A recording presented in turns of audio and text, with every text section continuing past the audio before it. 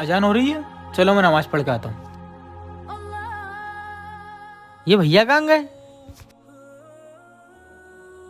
मैं नमाज पढ़ने गया हूँ, जो लगे सामान वो ले लेना, पैसे वहीं रख देना।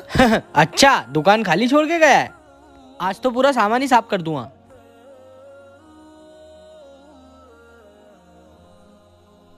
भाईजान क्या चाहिए आपको? अरे भाईजान, आप कौन? ये जिसकी दुकान है मैं उसका बड़ा भाई हूँ। आपको क्या चाहिए? अरे भैया, मैं सामान लेने आया था। ठीक है, सामान ले लो और पैसे यहाँ रख दो। भैया ले लिया सामान, इसके पैसे? अरे भैया, दे दिए ना आपके बड़े भाई को। बड़ा भाई? मेरा तो कोई बड़ा भाई नहीं है। अरे ये तो है। बताओ भाई, अपने पैसे अरे किसको यही दिए? गलत है अभी।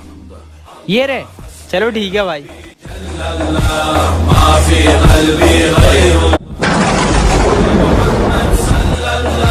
لا إله إلا الله حسبي ربي